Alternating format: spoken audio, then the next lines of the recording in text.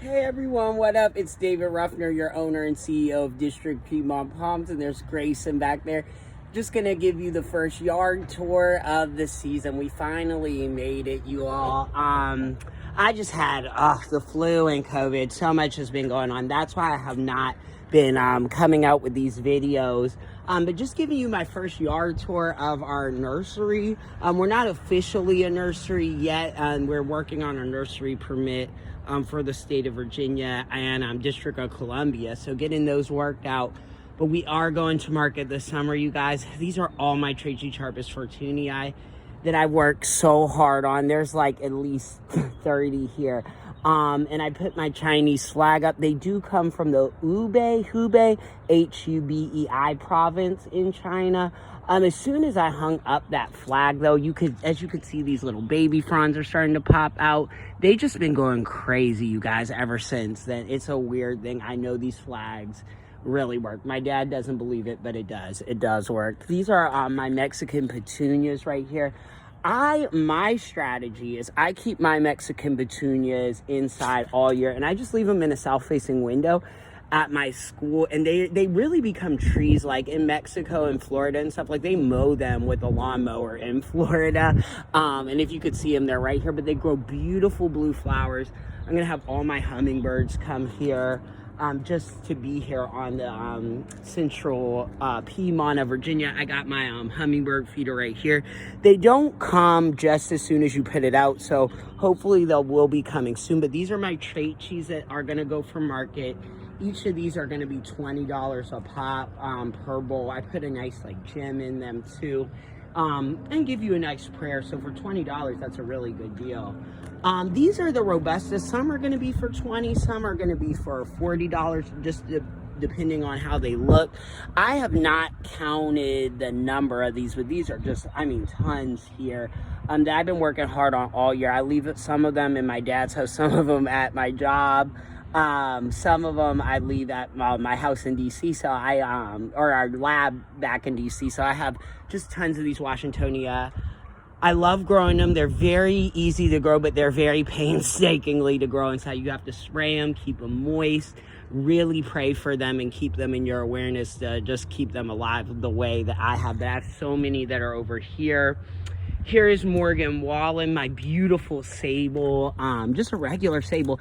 Minimal wrapping over the winter, you guys. I just put a burlap wrap around Morgan Wallen, and he's been doing great. His ex-girlfriends are right here just chilling, these little nubs that are coming out of the ground. I planted those last year around July, thinking they would die, and then I like uncover all the pine dust and found his ex-girlfriend. So that's Morgan Wallen right there, chasing you. What else has he sang? Man made a bar, but that is Morgan Wallen, my sable. And as you know, my South Carolina flag is here, even though Morgan Wallen's not from there, but the South Carolina flag is just doing its just duty. Going over to my trachea, I'm a little worried, just a little worried about my Trachycarpus fortunei. It is shooting out a dead frond, so if anybody knows what I could do with that, but this frond has shot out good. I think it should be okay. I'm just mad that happened, because the last time I checked on the frond, it was good. And this trachea I got in Columbia, or my dad got it for me in Columbia, South Carolina. And we actually installed it, Grayson. When did we install it? I think around this time last year. Well, we'll look at our stories and stuff. This is a beautiful story right here, just to prove my dad wrong. I've had these California poppies for so long, and they just don't bloom in Virginia, and I decided to get this California flag, and my brother lives out there, and I was telling him to just say a prayer or something for them to bloom. But look, we have poppy blooms here, and I just can't wait. These are very, very spiritual plants.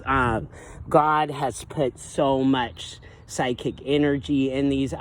If you read Vibrational Medicine by Dr. Richard Gerber, these help you actually see into the future and gain better intuition. And for those of you who believe that, which I totally do, because it makes sense in so many different ways, but we'll be seeing the future in this house once these bloom. Fresno, this is, now I'm just showing you all my annals of the past. Fresno, which hole is strangely closing up. Maybe something could be coming out of it. I've been putting peroxide. I know she's dead. And I got Fresno in, ironically, San Jose a couple years back when I had an interview at Rocket Ship. And I brought it home to my dad, and it's been doing so good. And I decided to put it outside last year, but then this happened. Just the winter got to it. The cover blew off several times, so that's Fresno. Here's my Japanese banana, just to celebrate Fresno. I put right there in front of it. Bootia capitata that died, but even though it is green on the side, but there's like some palm weevils or whatever in there, so yeah, it's pretty much bit the dust too. But in all of these, that's my other Bootia that died, that's where Demaya died.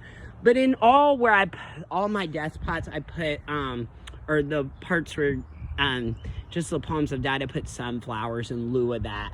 But this is just our, it's going to expand. We'll give you more yard updates. This is just yard date yard date number 1. We're going to put some of the coconuts and then our Queensland palms in here that we always get from Jupiter. So a lot going on at District Piedmont Palms. We're going to have a busy season, Grayson, but we're going to make it through. Love y'all, and bye.